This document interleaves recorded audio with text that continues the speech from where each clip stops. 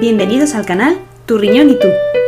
Mi nombre es Esmeralda Castillo, soy médico especialista en nefrología y el objetivo de este canal es explicarte de forma clara y veraz las distintas enfermedades que afectan al riñón.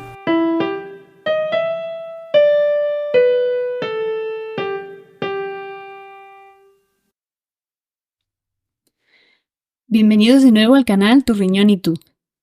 Hoy vamos a hablar de una visión general del trasplante renal.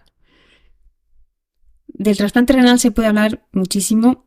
Voy a intentar ser concisa y hablar únicamente de ciertos aspectos generales del trasplante renal. Para empezar, ¿cuándo vamos a necesitar un trasplante renal? Pues básicamente en las mismas circunstancias en las que vamos a tener que necesitar iniciar diálisis, que justo lo tratamos en el anterior episodio. Y es cuando nuestro riñón ya funciona tan poquito que no es capaz de depurar la sangre lo suficiente como para que no tengamos síntomas de la enfermedad renal. Entonces, cuando ya empezamos a tener algunos síntomas o en nuestra sangre ya empiezan a aparecer alteraciones que no estamos siendo capaces de corregir con medicación, pues ya llega el momento de pensar en hacernos un trasplante. ¿Qué ocurre? Que normalmente no disponemos es decir, cuando necesitamos un trasplante no necesitamos un trasplante y enseguida aparece ese trasplante, salvo que tengamos la opción de un trasplante de donante vivo. Es decir, la única circunstancia, bueno, no única, pero sí que la única circunstancia que puede garantizar de alguna manera o disminuir la probabilidad de llegar a necesitar diálisis y poder trasplantarnos antes de ello es tener a alguien que sí que nos ceda su riñón, es decir, que nos done su riñón y que podamos trasplantarnos antes de llegar a necesitar diálisis. Aún así, a veces, aunque tengamos a alguien dispuesto y demás, puede ser que por ciertas circunstancias, porque el estudio que nos tienen que hacer a nosotros y tienen que hacer a nuestro donante se prolongue, que lleguemos a necesitar diálisis. Pero si realmente hay alguien que sí sabemos que es compatible con nosotros y que nos lo puede dar antes de que empecemos la diálisis, se intenta hacer así, evidentemente. Por desgracia, la mayoría de las veces no disponemos de esa persona. O disponemos de alguien que sí que está dispuesto, evidentemente, pero no es compatible con nosotros. Y entonces es que pasamos a entrar en lista de espera de trasplante renal de donante cadáver y en ese caso lo habitual es empezar diálisis antes de llegar a recibir ese órgano. Porque el tiempo que estamos en lista de espera de trasplante es muy variable, depende de muchos factores. Pero la media de España, digamos, más o menos es en torno a los 3-4 años. Luego varía mucho según la comunidad autónoma y demás. Bien, entonces, como veis, el tema de la compatibilidad es importante. Porque a veces, pues eso, si tenemos a alguien que sí está dispuesto pero no es compatible de alguna manera, pues al final nos quedamos sin esa oportunidad. Entonces, ¿qué compatibilidad es la que se busca? Pues la que es básica, pero últimamente la verdad es que ya no es tan básica, pero sí que es básico que sea una compatibilidad de grupo sanguíneo. Es lo mínimo que se exige. ¿Qué pasa? Que hay circunstancias en las que se puede llegar a hacer un donante vivo que no sea compatible por grupo sanguíneo, pero es más complejo y de eso hablaremos en otros episodios. En esta visión general, pues vamos a hablar un poco de lo que se hace habitualmente, que es la compatibilidad de grupo sanguíneo. Y para ello, pues vamos a explicar qué son los grupos sanguíneos.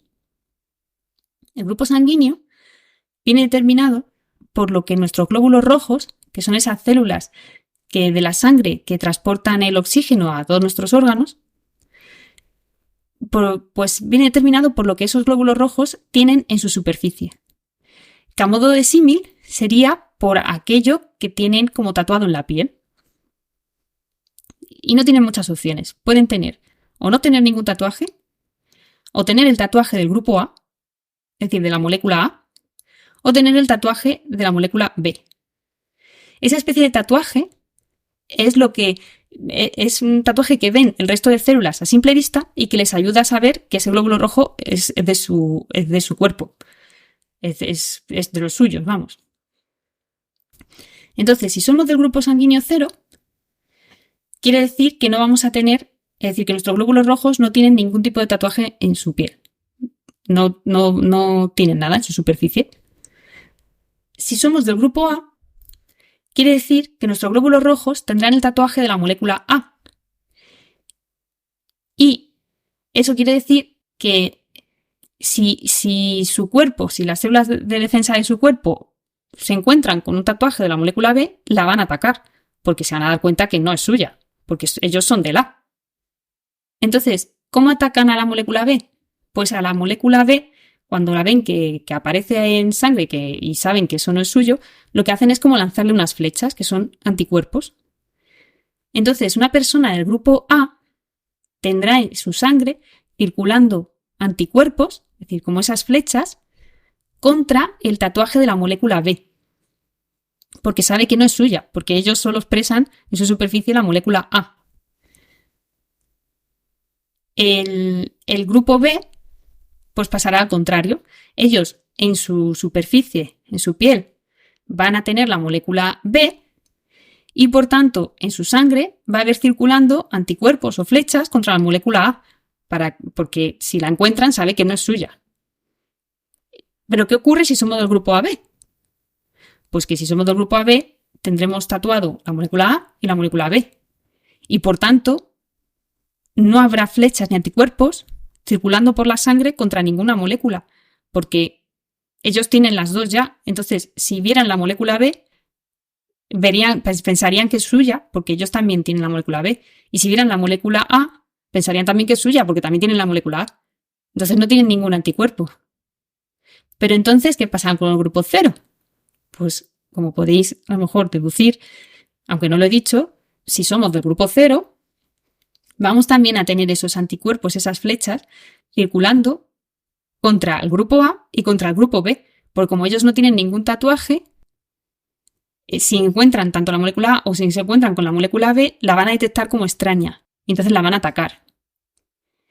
¿Y qué consecuencias tiene eso en cuanto a compatibilidad?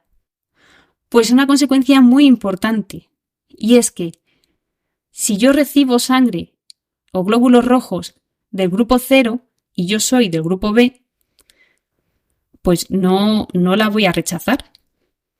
No la voy a rechazar porque como su superficie no tiene ningún tatuaje, no voy a identificarla como extraña. Porque no tiene nada en su piel, yo no le veo ningún tatuaje. Y es verdad que no tiene el tatuaje del grupo B, pero como no tiene el del grupo A, pues me es neutral. No la ataco porque no me resulta... Es decir, noto que no soy yo porque no tiene la molécula B, pero no noto que sea extraña porque no le veo otra molécula distinta. Entonces, el grupo 0 es un donante universal. Es decir, eso quiere decir que si yo soy del grupo 0 le puedo donar a cualquier persona, porque mis células, al no tener tatuajes, no son identificadas como extrañas por nadie. Sin embargo, yo no voy a poder recibir sangre de ningún otro grupo, ni del A ni del B, porque yo sí puedo atacar a todos. Y por otro lado, entonces también podéis deducir que el grupo AB puede recibir sangre de cualquier grupo sanguíneo, porque no tiene circulando anticuerpos contra nadie. Entonces, si yo soy del grupo AB, puedo recibir sangre del B, del A y del 0. Entonces, el grupo AB es el receptor universal. Y esto pasa lo mismo con los riñones. Es decir, como para la compatibilidad básica del riñón es de grupo sanguíneo, si yo soy del grupo AB y tengo un familiar del grupo A que me quiere donar, lo puedo recibir. O si es del grupo B, también lo puedo recibir. Y luego el resto, si soy de cualquiera otro de los grupos, tanto del 0 como del A como del B, ya solo lo podré recibir si es de mi mismo grupo sanguíneo. O si es del grupo 0. Porque como el grupo 0 es un donante universal, siempre que quien me quiera donar sea del grupo 0, lo podré recibir también. ¿Y esto qué implicaciones también tiene en la lista de espera para el donante cadáver? Pues en el donante cadáver, aunque pasaría lo mismo, es decir, que si yo soy del AB puedo recibir de cualquier grupo y demás, como hay tanta demanda de riñones, hay mucha más demanda de riñones de las riñones disponibles que hay, pues siempre intentamos que sea del mismo grupo sanguíneo del donante que haya. Es decir, que en ese sentido el beneficio ya no es tanto en la lista de espera de trasplante de cadáver, aunque algo hay, porque, bueno, pues es verdad que si no hay nadie, no hay ningún receptor para un grupo sanguíneo, pues por ejemplo, si soy AB, pues yo sí lo puedo recibir. Pero eso es una circunstancia que se da muy pocas veces. ¿Y qué más importancia tiene el grupo sanguíneo en cuanto al trasplante? Pues que no existe el mismo número de personas de cada grupo sanguíneo. Es decir, es a nivel poblacional, es más frecuente un grupo sanguíneo u otro. Y por tanto va a ser más o menos, puede variar en eso, que recibamos antes un riñón o no. Si yo soy de ese grupo, que es el más numeroso, pues bueno, es verdad que los donantes también serán más frecuentes en ese grupo, pero también habrá más gente para recibirlo. Si soy de un grupo sanguíneo que es muy poco frecuente, como el AB, por ejemplo, pues estaré a lo mejor yo solo o 2 personas más en la lista del grupo AB, pero también será un poco más difícil que haya alguien del AB que fallezca. Entonces, el grupo sanguíneo que seamos, según la población en la que nos encontremos, también puede hacer que varíe cuánto tiempo vamos a estar o no en lista de espera. Por informaros más o menos, en España, el grupo sanguíneo más frecuente es el grupo 0 y después el grupo A. Luego ya el grupo B y luego por último el grupo AB, que es el más extraño. Pero esto es algo poblacional y en otros países pues puede ser más frecuente el grupo B o puede ser más frecuente el grupo A, depende de la población en la que nos encontremos. Bien, entonces, como iba diciendo, pues si necesitamos un trasplante, lo ideal es que tengamos a un donante vivo que nos lo pueda dar. Si no nos lo puede dar, pasamos a lista de espera de trasplante renal. ¿Y en qué consiste en sí el trasplante? Pues el trasplante consiste en introducir el riñón de otra persona, evidentemente, en el interior de nuestro cuerpo. ¿Dónde se pone? Se coloca normalmente en la zona baja del abdomen, el lado derecho o la izquierda, dependiendo de lo que diga el urólogo, tenga más espacio o accesibilidad para ponerlo. Y nos ponen tanto el riñón como la arteria y la vena, es decir, los vasos que van a ese riñón, para que puedan conectarlos a nuestros propios vasos sanguíneos y así llegarle la sangre de nuestro cuerpo para que la pueda depurar y luego volver a devolver. Y además también nos trasplantan el conducto que va desde el riñón hasta nuestra vejiga, que se llama uréter, y para que la orina que genere ese riñón pueda tener salida hacia el exterior. Entonces, lo que nos trasplantan son esas 3 cosas. ¿Qué supone eso? Pues hombre, que es una cirugía muy importante, porque nos tienen que abrir los vasos sanguíneos y todo para conectar con estos otros, y entonces es una cirugía para la que tenemos que poder tolerarla. Sin comentar que una vez nos han hecho el trasplante, vamos a tener que tomar una medicación de por vida. Que esa medicación, el objetivo es que no eliminemos el riñón que nos han trasplantado. ¿Por qué? Porque, a ver, es evidente que si de repente, es decir, imaginaros que sois una célula de vuestro cuerpo que va circulando por la sangre, sobre todo una célula de defensa de nuestro cuerpo, de nuestro sistema de defensa. Está circulando por la sangre para ver que está todo bien y de repente se encuentra con un sitio que antes no existía. Y que además le resulta un poco raro, porque es verdad que parece compatible, pero hay cosas que no terminan de cuadrarle. Pues su instinto va a ser atacarlo. Su instinto natural, es decir, el instinto natural de nuestro sistema de defensa del cuerpo es atacar a todo aquello que no forme parte de nuestro cuerpo. Y cuando nos ponen un riñón trasplantado, eso no formaba parte de nuestro cuerpo. Entonces lo van a detectar como algo extraño y lo van a querer atacar. Y aunque nos hayan puesto un riñón con compatibilidad de grupo sanguíneo, pues quiere decir que de primeras no lo van a atacar ya, tal como nos lo ponen. Pero sí que pasado un tiempo se va a dar cuenta de que esas células no terminan de ser exactamente como las del cuerpo. Es como que de primeras la engañas con la compatibilidad del grupo sanguíneo, pero luego, según va pasando el tiempo, nuestro cuerpo va diciendo, oye, estas células no terminan de cuadrarme, y entonces empieza a atacarlo. Entonces, la medicación que nos dan después de habernos puesto el órgano, el trasplante, es una medicación para calmar a nuestro sistema de defensa, para que aunque su instinto natural sea atacar a ese riñón y eliminarlo del cuerpo, no lo lleguen a hacer y que aguante el mayor tiempo posible. Y por eso vamos a tener que tomar todo el tiempo que estemos con ese riñón, que si puede ser de por vida, pues de por vida. Entonces, tomar esa medicación pues puede tener ciertas consecuencias, La más evidente, pues que vamos a tener más susceptibilidad de tener infecciones, porque nuestro sistema de defensa del cuerpo está aplacado, es decir, está siendo disminuido para poder tolerar el riñón, y por tanto, eso puede ser una oportunidad para las bacterias, virus y demás que hay en el ambiente para decir, oye, esta persona está con las defensas bajas, vamos a atacarla, porque es que no tiene a nadie para defenderlo.